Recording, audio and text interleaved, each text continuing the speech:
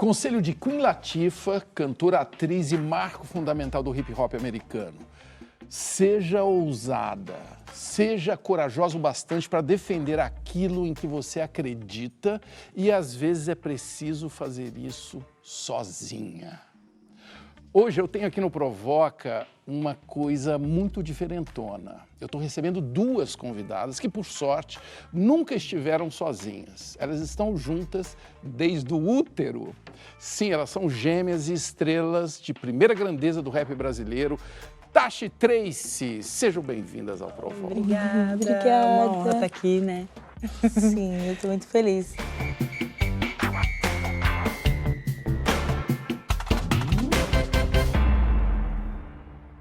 Este é o Provoca no ar para todo o Brasil pela TV Cultura, emissoras afiliadas e também nas telas das plataformas digitais, App Cultura Play ou versão podcast no seu tocador preferido. Olha lá, eu conheci vocês faz pouco tempo e tem gente que talvez não conheça. Quem são vocês e o que vocês fazem? Bom, eu sou a Tasha. Eu sou a Tracy. Nós somos... a gente tem 29 anos, nós somos duas mulheres negras, periféricas, que a gente se considera multiartista, né? A gente começou com o que a gente tinha, começamos com um blog de moda, onde a gente fazia editoriais customizando peças de até R$20. Com que idade? A gente tinha, acho que 17, 18. Acho que por aí. Abrir um blog de moda. Sim. Com o que a gente tinha. E aí, com isso, a gente também falava sobre música, porque foi algo sempre muito presente, tanto na nossa vertente de moda, quanto da música mesmo. A gente começou falando, depois a gente começou a tocar também, e hoje a gente canta, somos MCs. Aí, acho que há uns 6 anos. A gente já realizou muita coisa, a gente sempre aceitou todos os trabalhos que vinham, então a gente acabou sendo muito realizadora.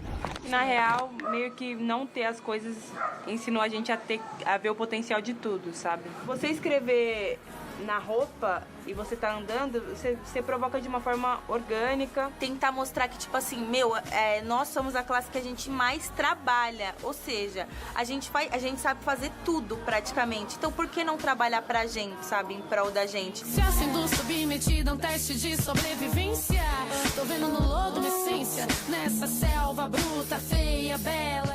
Começou com um blog de moda. Qual a importância dela na história? E vamos começar, inclusive, pelo modelo de ouro. Como é que foi essa montagem para vir aqui na cultura? Olha, a gente cresceu assistindo a cultura, como eu falei, a gente cresceu assistindo você.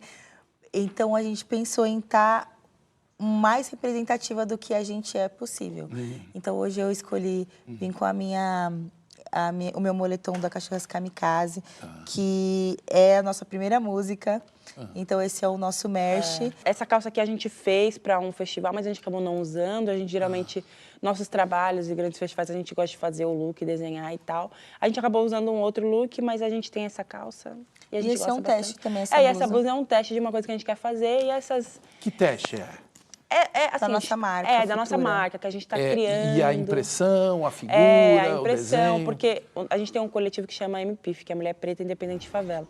E o símbolo é essa cadela brava. E a gente está pensando como é que é. A gente foi para ver o tecido, a qualidade da estampa. E eu estou usando para ver quanto dura, já há um tempo.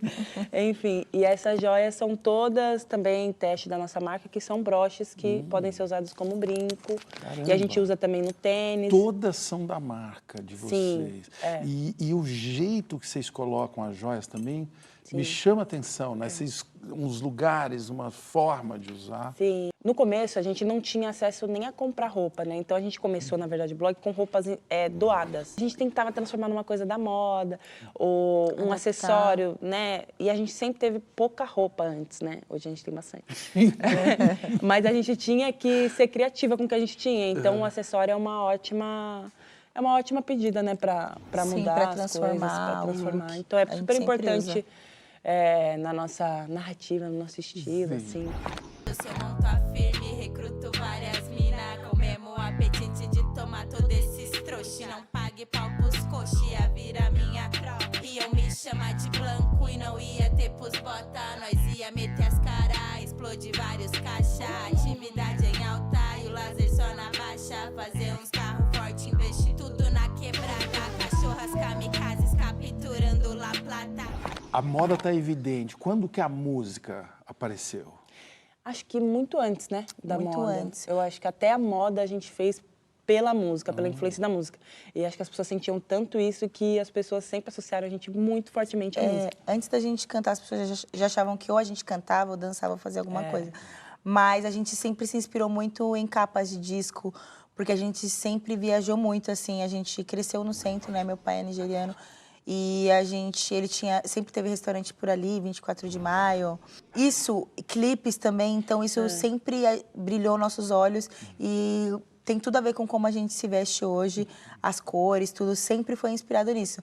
E aí a moda foi o que era mais tangível, né? Porque a gente se veste todos os dias. E quando a gente começou a adaptar isso, a gente colava lá na Batalha de Santa Cruz, as pessoas observavam isso e sempre comentavam, falavam que a gente fazia coisas diferentes e sempre falavam, vocês têm que mostrar mais isso, vocês têm que tirar foto e tal. E foi algo que a gente Mas tomou a gente a não tinha nem coragem. internet em casa, então a gente falou, como, né? Então aí os nossos amigos começaram a ajudar e a gente começou a ir na casa deles pra...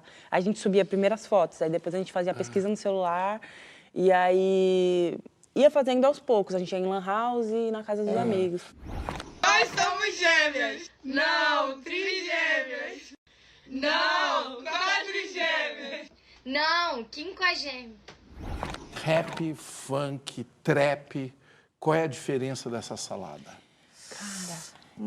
São, assim, o trap ele é um subgênero do rap.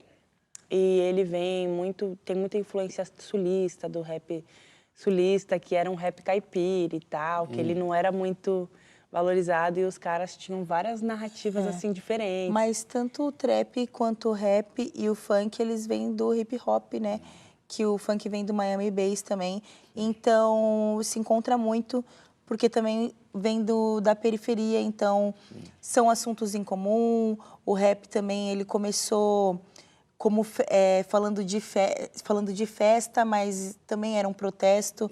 Numa época de muita pobreza, né? Sem lazer. Tanto que os primeiros funks também chamavam de rap aqui no Brasil, tinham vários. Então, eles se encontram muito. Pra gente é meio difícil de separar eles, porque a gente tenta sempre misturar tudo, sabe? A gente ouve todos os subgêneros, assim. E a gente sempre achou que o trap, ele tem muito a ver com funk. O termo trap é uma abreviatura para Trap House e se originou em Atlanta, na Geórgia, para uma casa com uma infraestrutura abandonada usada para a venda de substâncias ilícitas. E inúmeros rappers bem-sucedidos aprenderam como administrar um negócio vendendo drogas nessas casas.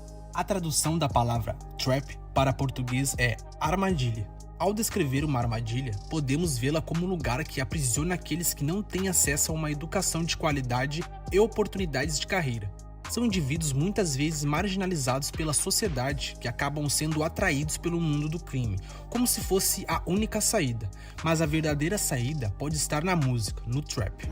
A gente não consegue definir muito assim nosso trabalho porque a gente gosta muito de tudo. Então a gente faz tudo isso. Eu acho que o trap foi o que juntou o funk com o rap, porque antes disso existia bastante preconceito e era bem separado. E o trap meio que tem a mesma linguagem do funk, e as pessoas se identificaram, e aí hoje tem muitos funkeiros que são bastante trappers. Sim, isso se mistura, e de um jeito muito criativo, que é o que vocês fazem. Corri do zero, sem escada, projetando em mim a sua tentativa falha. Até aqui sem dar, mas se eu tivesse, tava milionária, xota visionária, apenas big business. Apura, não misturo com mixes. Messi Beat quer falar de mim, quer falar de mim. Deixa quem quiser que fale. Eu não tenho tempo, quer minha atenção me pague. Estou assim muito feliz de ver como que vocês completam o que a outra fala. É a primeira vez que tem duas pessoas aqui no Provoca. Sim. Sempre é assim? Na música também, né? Na música sempre. Uma ideia. A gente até fala isso, que a gente nunca... Quando a gente vai fazer música assim no rap, com várias pessoas, tem às vezes o tipo de MC que ele acha que se destacar é rimar pra sempre. é rimar 2 horas e tornar cansativo e as pessoas não vão ouvir o que você está querendo dizer. A gente sempre fala que a nossa prioridade é a música. Então, É a harmonia. Então, às vezes, ela já falou tudo, que eu só preciso, sei lá... Dar uma leveza. Dar uma leveza, ou florear aqui e ali, e ser sucinta, ser rápida. Complementar, né? Exato. Como tipo, ela já fez o trabalho, eu só preciso complementar ali, sem atrapalhar o que ela fez. Faço carreira, só com meu nome, preta confiante, chamam de arrogante. Gente mandada é zero atenção, xingam na net, não saem na mão, terrifier deles. Filme que dá medo, 3 treta no carro, contando dinheiro. O foco é o cofre, ilude essa vai bater forte. Caçadora de malote, soluciona seu problema. Quem não gostar não entendeu, eu sou Mateus e quem não concorda é ateu. Tá tudo muito harmonizado, eu vou provocar uma treta agora entre vocês. Tem uma que tem mais seguidor que a outra. A Tasha. A Tasha tem mais seguidor. Sou eu. E aí? Isso provoca algum ciúme? Não, porque, assim, ela me ensina muito mais sobre postar e tal do que outra coisa. Porque ela é melhor nisso que eu, sabe? Não, mas tem alguns fatores também que influenciaram nisso. Eu tenho um namorado, meu namorado também é MC, e ele também, eu acho que ele é mais famoso do que eu, assim. O Kian? O Kian. Tá. E ele é mais famoso do que eu, então tem os fãs Tem gente que não do sabe casal. que eu existo. Direto Tem as muita pessoas gente que me chama de Tasha, eu tô na marcam rua, ela e o pessoas, namorado dela. E meu marcam, marido tá de tipo, costas, as pessoas falam, quem Kian. tá? Aí ele vira, tipo, não é o Kian. Mas Onde o ela seu mora. também. Ele rima também desde criança. Sim. O Gregory. O Gregory. Ele era um ele MC faz- mirim, e aí até hoje ele canta. São as diferenças. Sim, mas aí deu certo, agora eles estão Deu se muito enrolando. certo. E a diferença não é tão grande assim Não também. é tão grande. Playboy, se o mar tá pra peixe, então traz os anzóis. Ignoro o vermelho dos faróis. Pra aquela vida eu não vou voltar. Quiser me encontrar, vem pro meu patamar. Não é certo, nós sabe que sendo chave umas portas se fecham. Frieza, lasca, barrasca um inferno. Eu sou a prova e sua nota é 0. Sou a verdade que ninguém contou. O time que ganha e ninguém apostou. Sou a barreira e ninguém derrubou. Eu sou o mar que Moisés não passou. Vocês fizeram um sucesso muito rápido. Vocês cresceram muito rápido. Vocês já têm assim, um radar de detectar roubada, cilada? Porque quando você fica grande, começa a aparecer um monte de coisas legais e também... Nossa, sim. Tipo, o processo foi uns 10 anos, assim, tipo, Porque- até tudo rolar. Porque a gente começou trabalhando nesse processo de moda, a gente começou a fazer muita coisa de consultoria para empresa, de moda para classe C, classe D, e a gente começou a dar, acho que naquela época a publicidade estava fazendo aquele giro de começar a ter diversidade. Sim. Então a gente era muito consultada para isso e para moda sustentável também, porque a gente falava disso.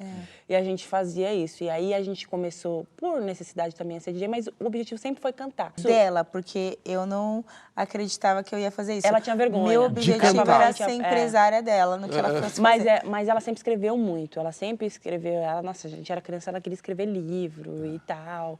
E a gente sempre escreveu. A gente Não, sempre mas ela que escrevia poemas, aí eu era, tipo, livros evangélicos. Livros religiosos. Estava pensando em abrir uma igreja, talvez. Porque se relacionar antes do casamento é pecado. Tipo, ela tentou fazer um vídeo. Olha só. Criança. Vocação, vocação.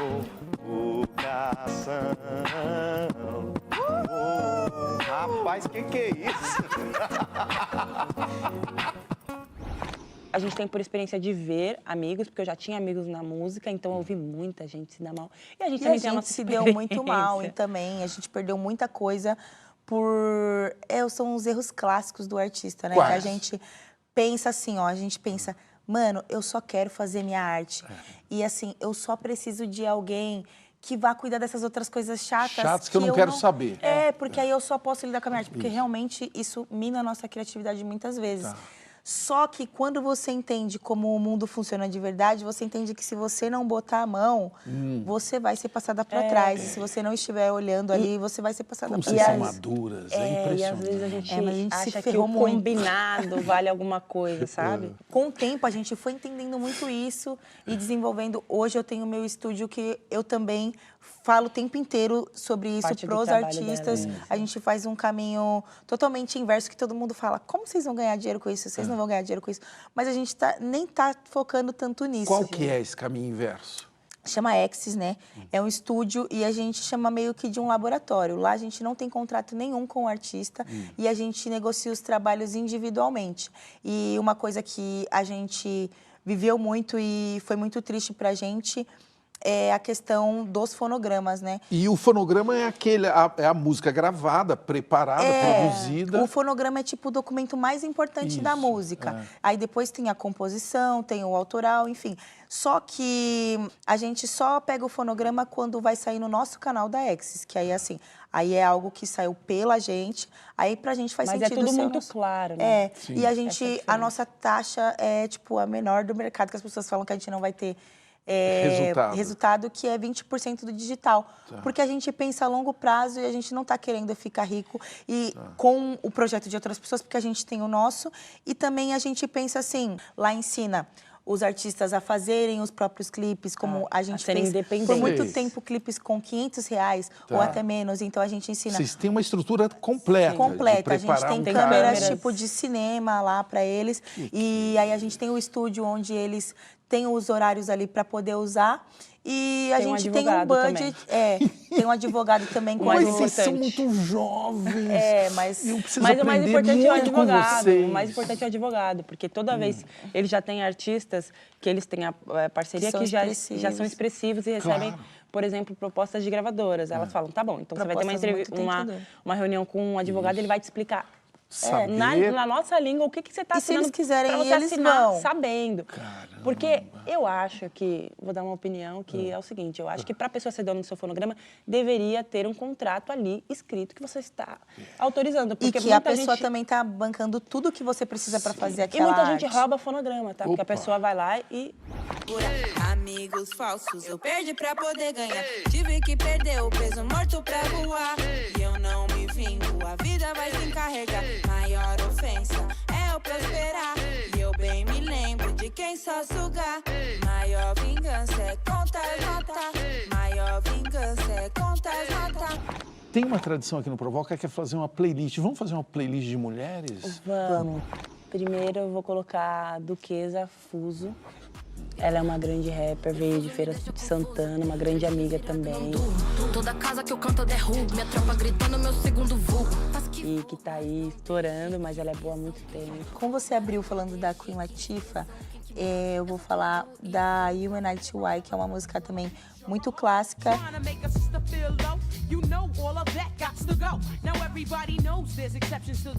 Fala também sobre mulheres se imporem, exigirem respeito e a Queen Latifah é uma grande rainha aí. Nossa. Maravilha. Uma brasileira. Posso falar? Pode. Fala. Eu acho que a gente pode falar, por exemplo, da Lady Zu, A Noite Vai Chegar. Ai, eu amo essa música. A noite vai chegar, meu pensamento está tão longe. A gente sempre vê, tem várias mulheres negras que foram apagadas da história, e que elas eram referência da disco, icônicas, né? E Conta são aí, a gente procura. Lady Zu? Quem é Lady Zu, pra mim, era tipo uma Diana Ross do Brasil. Eu acho que é isso. E ela tá aí, vivíssima. E a gente queria que ela fosse mais lembrada, como outras mulheres também, mas a gente vai, né, falando delas conforme a gente vai vivendo e fazendo nossos projetos. Olha aqui, no próximo bloco, Tasha e Tracy vão nos guiar por um mundo onde elas estão navegando com talento os negócios da moda. Vocês vão ver.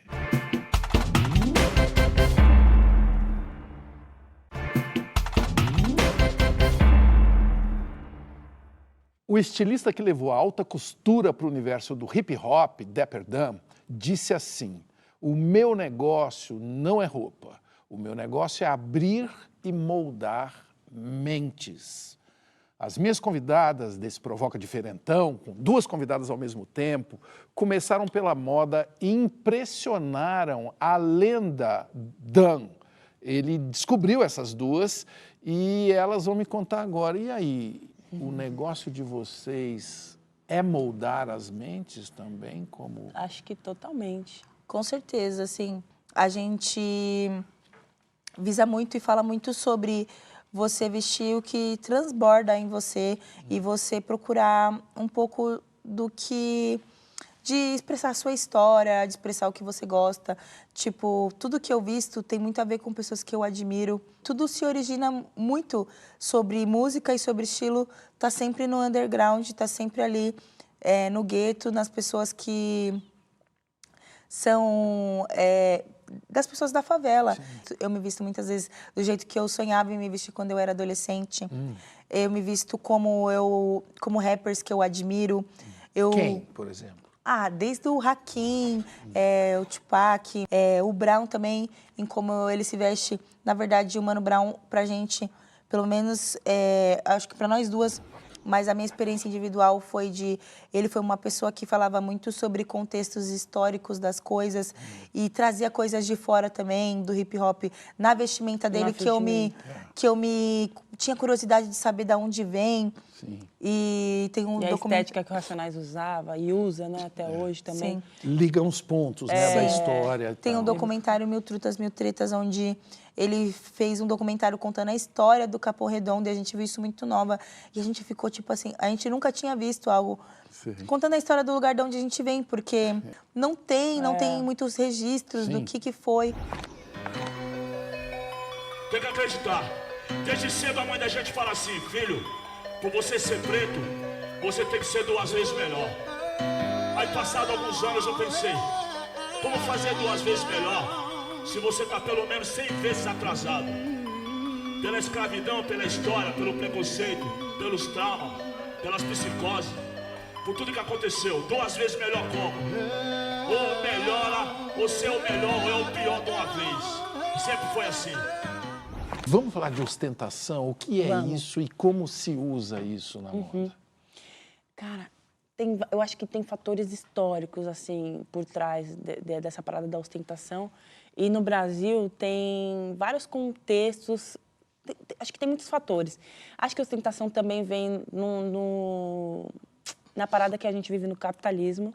E o capitalismo, ele depende de você fazer as pessoas trabalharem e desejarem. Desejarem principalmente marcas. E ao mesmo tempo ficarem no mesmo lugar, né? Tem tudo isso. Sim. E eu acho que muita gente também cantou muito, é uma coisa que a gente fala na nossa música, sonhar uma vida, cantar uma vida até você viver, que é aquele negócio de manifestar, de tipo, eu vou ter isso, eu vou ter aquilo, eu vou ter aquilo, eu vou ter aquilo, porque eu acho que muitas vezes quem é de periferia via quem tinha as coisas como referência.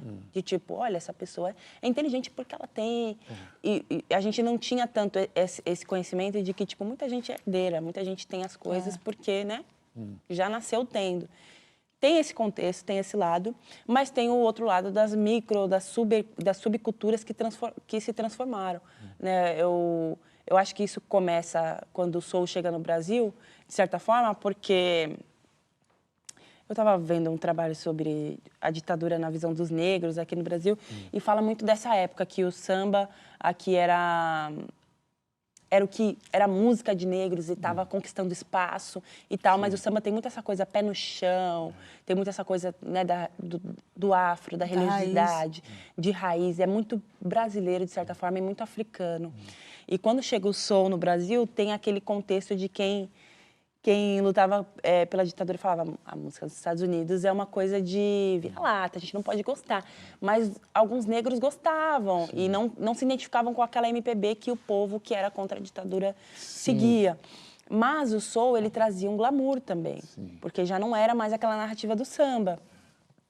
E eu acho que esse é o começo, de Tem fato. uma coisa, inclusive, da moda, né, no soul, né? E as pessoas faziam aquelas roupas. Das capas. Exato. Dançar como dança um black. Amar como amo um black. Andar como amo um black.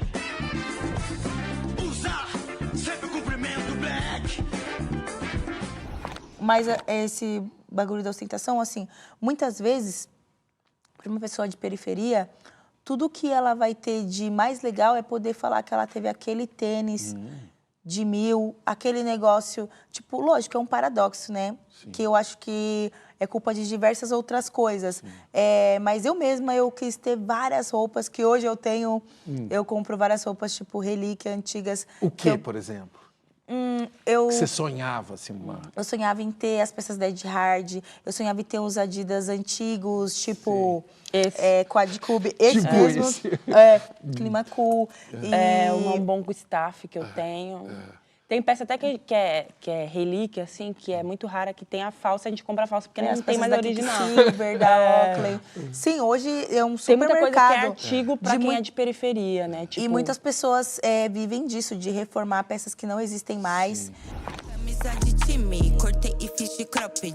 Valia 300, vira 10k com meu toque bling. Mãozinha de Midas, terça calçando Adidas. Reunião de negócios, Gucci com a minha Dart. Por aqui sua conta mudou, entendeu vidas. Mas vai ser sempre Drake, diferente dessas fraudes. Quarta date com meu preto, hoje acordei afropate. Vou de vestido da Chanel no pulso, o meu Foxhound. Tem uma estética da quebrada que tem palavras que talvez as pessoas precisam conhecer melhor.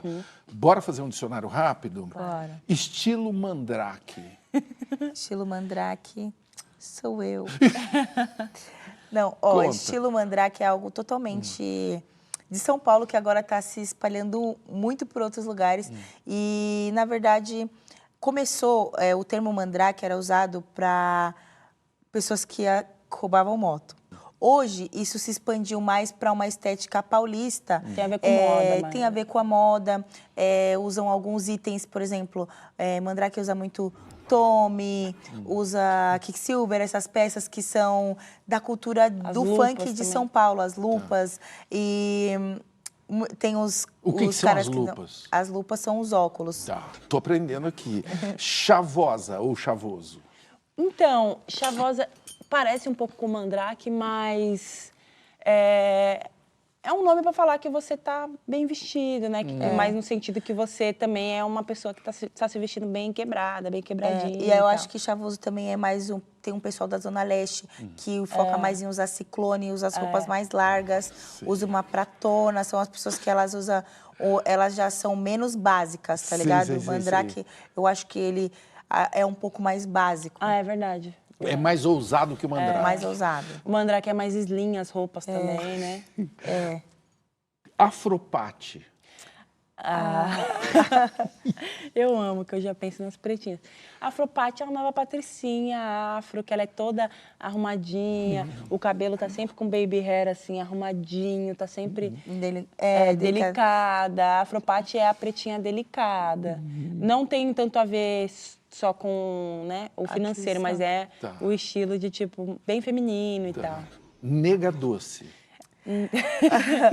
Nega doce pode se confundir muito com a Afropate, tá ali, elas estão andando junto. Cuidado aí, pessoal, vamos ver. Mas eu acho que muitas nega doces são Afropate.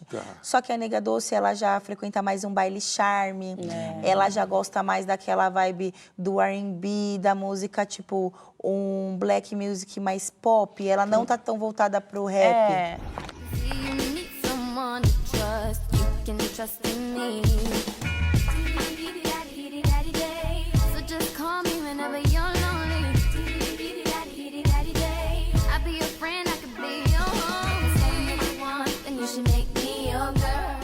A moda, ela tá cada vez mais evidente na cultura negra, e eu tô falando, assim, dos atletas também, né? O Yamal, o Lewis Hamilton, o Jordan, que talvez tenha sido lá atrás, né? O cara que criou uma grife, ele não queria ser só a Nike, ele queria ter a grife dele dentro, né? Que é o que ele faz.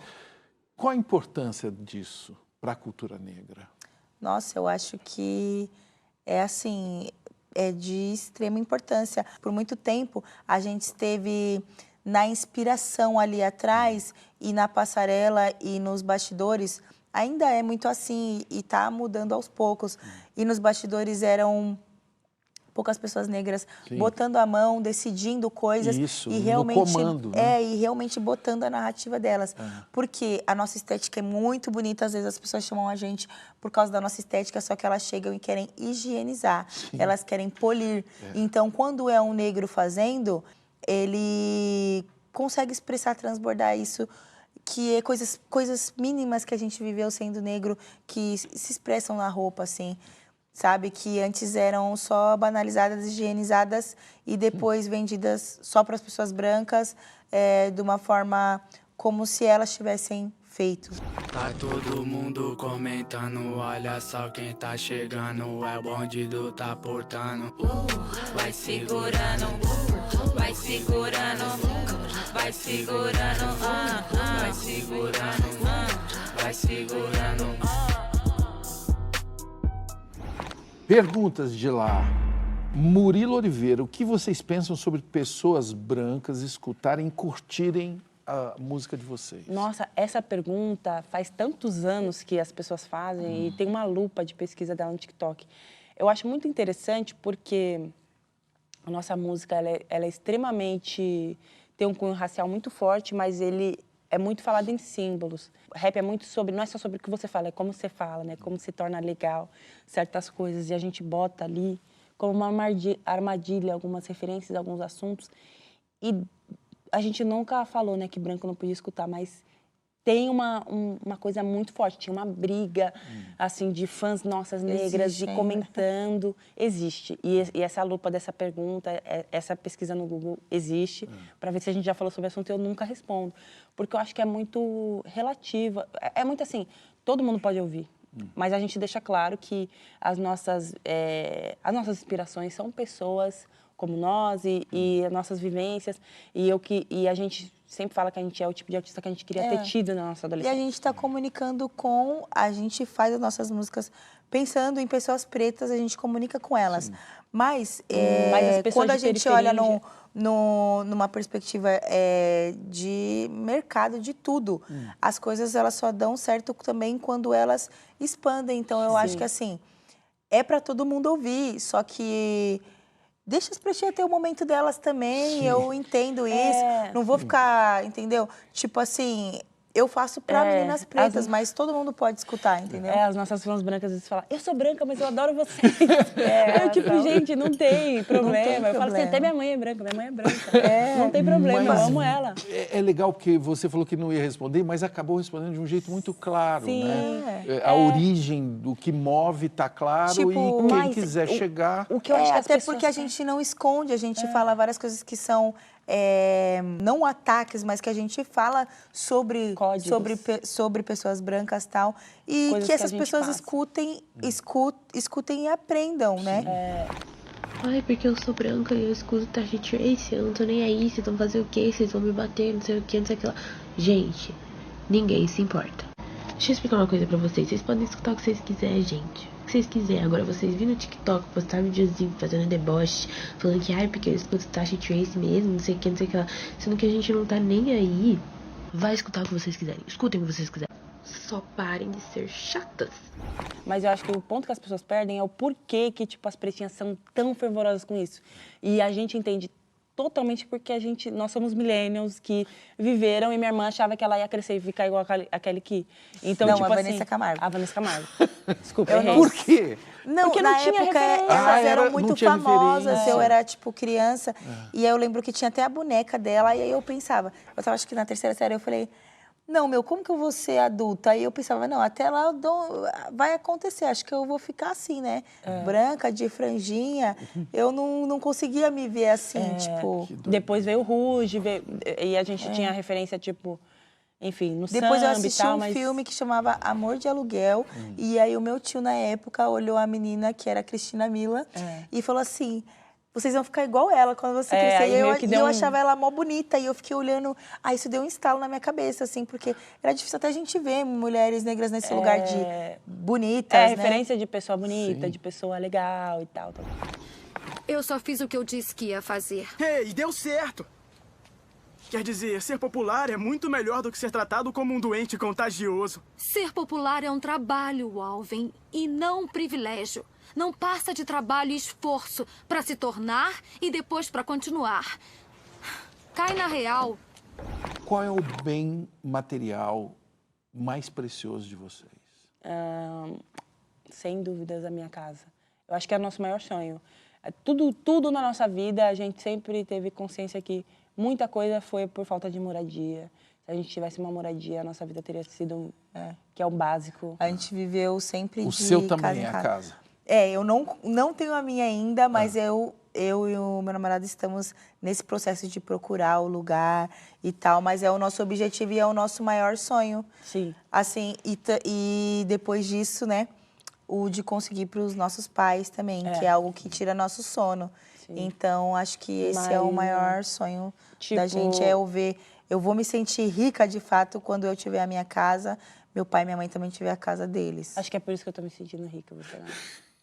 Que eu já comprei a minha. Acho que é por isso. Mas a gente desenhava desde criança a nossa casa, em todos os cômodos. A gente pegava e fazia colagem com as revistas, a gente lia muita revista de decoração.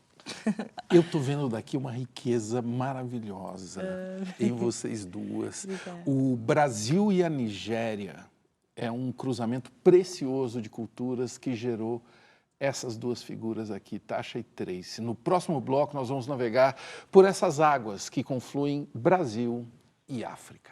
Até lá.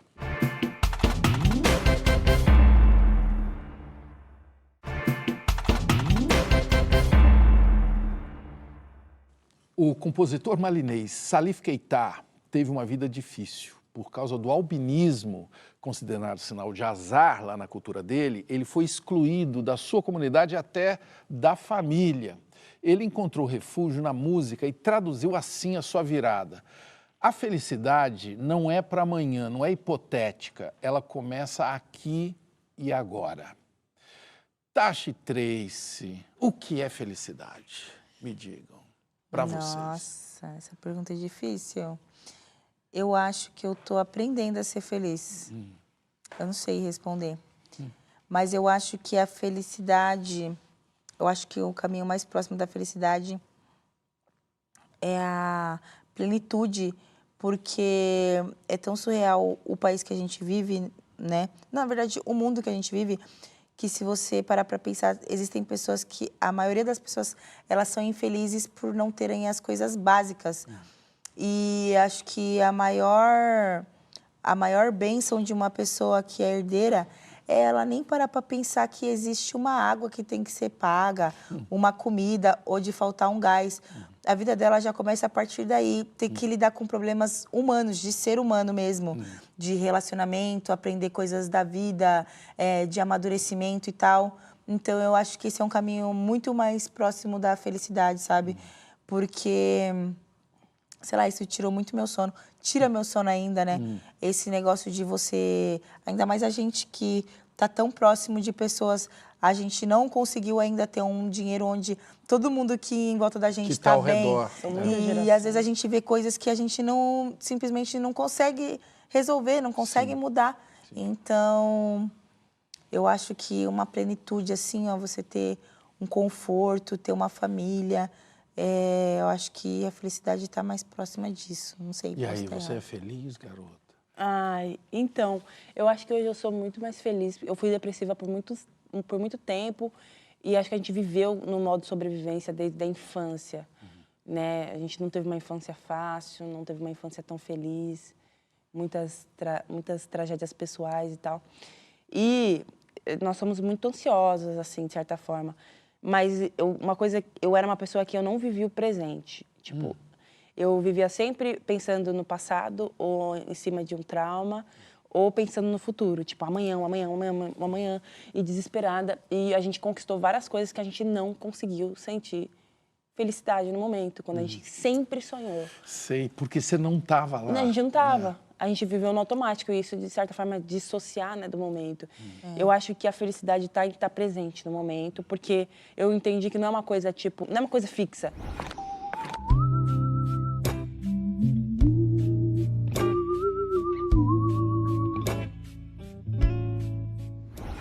Eu pensava que quando eu começasse a ser mais positiva, mais feliz, um pouco menos depressiva, um pouco menos negativa, que a gente tinha, inclusive, a crença que toda vez que acontecia uma coisa boa, tinha que acontecer uma tragédia, uma coisa ruim. Sim.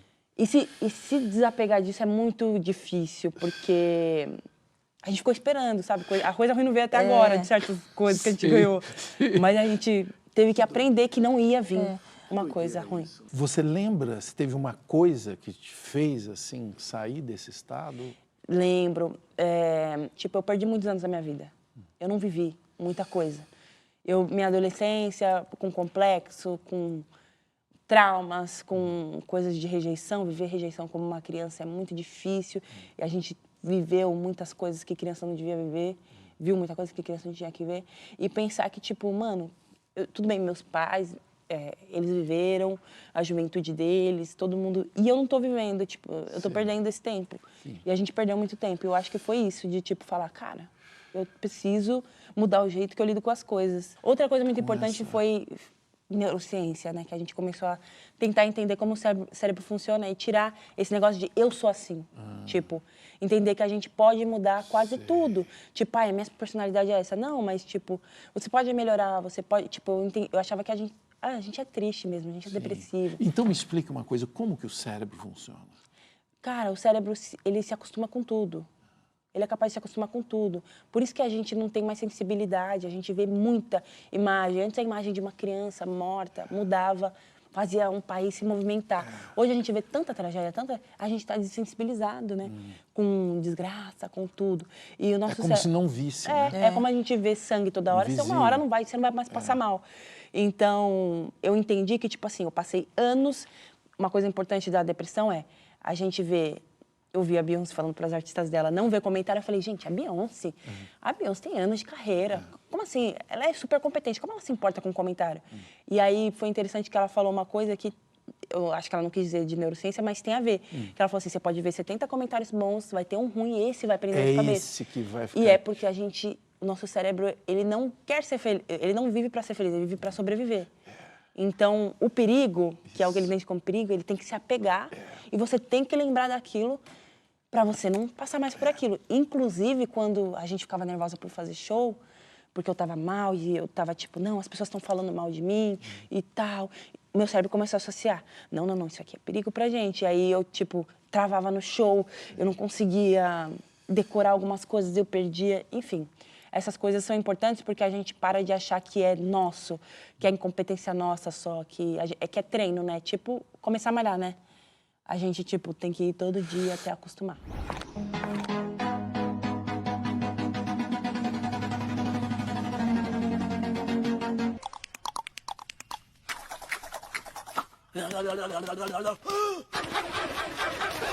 Eu tô amando de ver a forma como ela ouve você falar, assim, com uma tranquilidade de quem testemunhou, não é?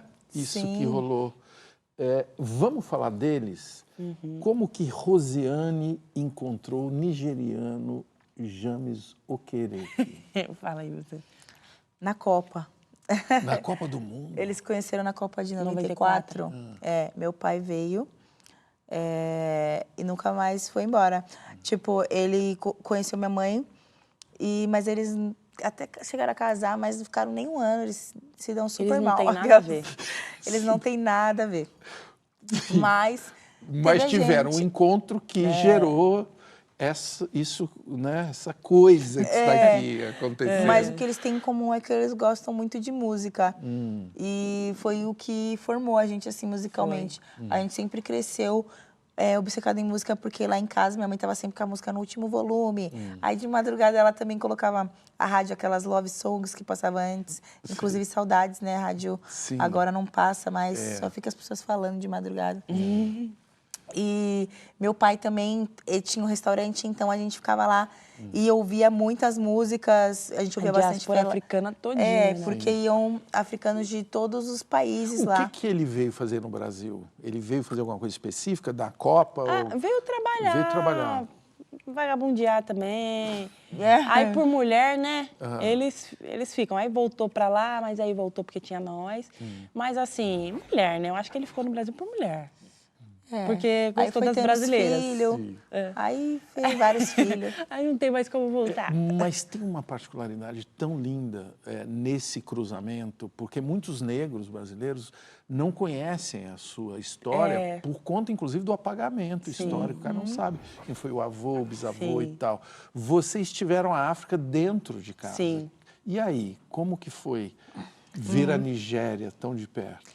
Eu vejo que pra gente foi muito diferente, porque assim, a gente tinha um olhar, lógico que foram outras coisas também que me destravaram para mim descolonizar mais o olhar, mas a gente já, como negras, já achava já admirava outras mulheres negras, que a gente vivia lá no centro, não só as nigerianas, como as transistas que ficavam lá, os homens negros. Então, a gente foi muito mais acostumada com essa cultura negra, de estar vendo pessoas de vários continentes ali. Sim. Então, outras roupas, outras cores também, que na adolescência a gente ficava com vergonha, tipo, adolescente idiota. Né?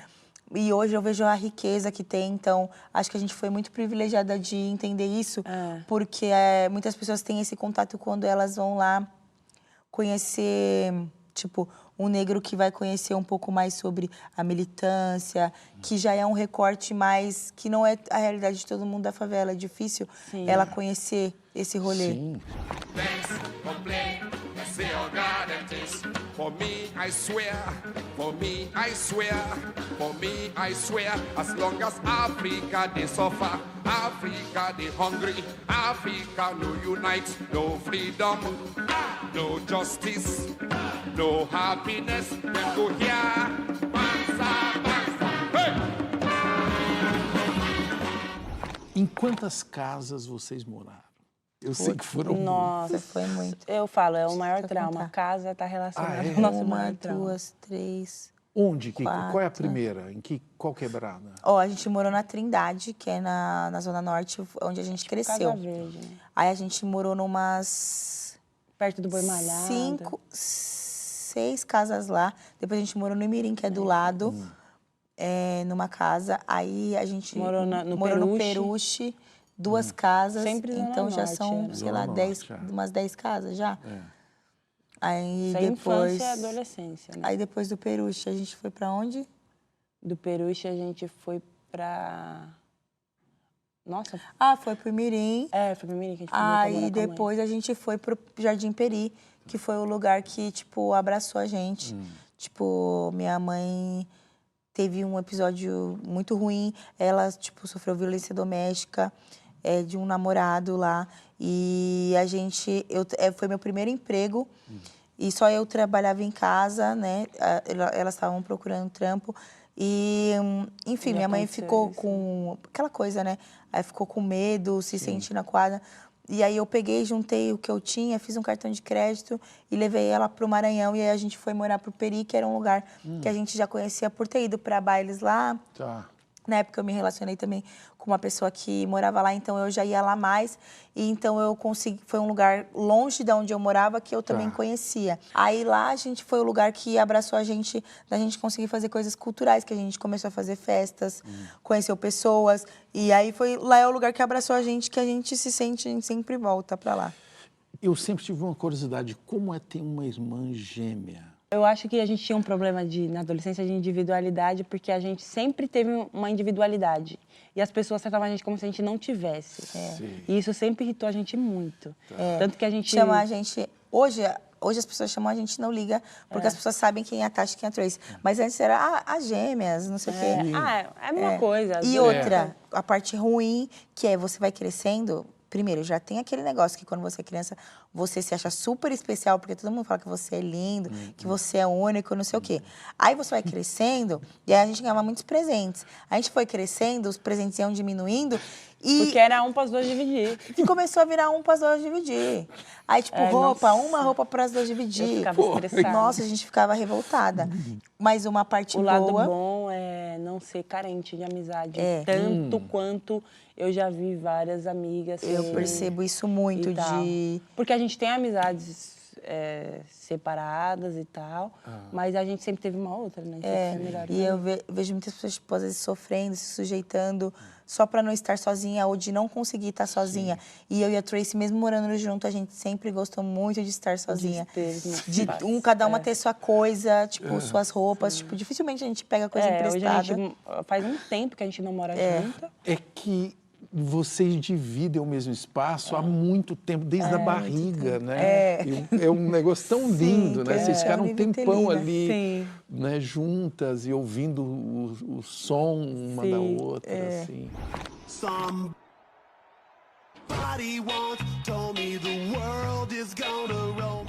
Olha que perguntas, hein? Vamos lá. Beca Souza. Vocês têm consciência de que já salvaram muitas meninas negras de se odiarem? Isso pra gente é muito delicado, assim. É uma coisa muito especial, porque a gente tem irmãs mais novas, que são meninas negras e até mais escuras que a gente. E a gente ter elas se gostando, faz vários cabelos, se ama de um jeito que a gente não se amou na idade dela. Principalmente, tipo, quando vem as meninas, tipo, criancinhas, e aí elas querem ter o cabelo igual o nosso, e elas se sentem bem de, tipo, ver a gente... Nossa, pra gente... Os shows que a gente fala que a gente mais gosta são, tipo, quando a gente vai no Sesc, quando a gente vai no Centro de Cultura, porque vai muitas crianças... E meninas novinhas, né? Isso é muito importante. É muito importante. Mas a gente não vive com esse... A gente, tipo... Parece que a gente não vive isso 24 horas, sabe? A gente vai para esse lugar de tipo, nossa, quando a gente tá de frente com essas meninas e principalmente quando pais e mães vêm falar com a gente, isso é muito especial. Os pais vêm tipo, nossa, você não tá entendendo, minha filha, ela mudou muito quando ela começou a ouvir vocês. Então isso é muito legal, assim, pra gente. Mas no dia a dia a gente tem uma síndrome de impostor às vezes, a gente fica tipo, tem que fazer mais, tem que fazer mais, tem que fazer mais. Nunca vai me achar onde me deixou. Sempre movimento eu sigo, seu problema é seu, não é comigo. E de favela, Adidas é o tênis. Minha casa é pequena, mas tem uma mansão na sua mente. Baby, essa nave só anda pra frente. Independente de você, então vê o que você pode fazer. Bandida faz assim, tudo dá certo pra mim. Até quando foi como eu quis, é que era pra mim, eu que não percebi. Sempre ajo como a dona do lugar. Foda-se se incomodar, não baixa a cabeça, precisa arrombado. Tasha e Tracy Nascimento Okereke. Já que vocês falaram da neurociências, eu vou querer que esses dois cérebros aí agora me digam o que é a vida. A vida não tem sentido. A vida não tem o menor sentido. Porque a gente tá aqui, eu posso sair, bater a cabeça e morrer e acabou. Mas esse é o desespero da minha ansiedade. Eu penso nisso o tempo todo. Ela é o 220. Ela é ansiosa. De dia, ai meu Deus. E você? Eu acho que, tipo, a vida é um dia de cada vez. É isso pra mim, é um dia de cada vez. Cada dia é uma coisa e tem que viver, sabe? Pra mim é isso que resume. Olha aqui toda a galera. Olha, eu gostei muito do jeito que vocês sentaram. É sempre assim, Tasha e Tracy. Depende do cabelo. Troca. O lado que o cabelo tá jogado. Como assim? Ó, meu cabelo tá repartido. Com o cabelo mais assim. Ela tá sempre com o cabelo na cara, então você tem que vir de um lado que dá pra mostrar o lado da cara dela. Mas eu gosto, na verdade, de ser misteriosa. Obrigado pela visita. Sorte, a gente que agradece. Amor, felicidade, paz.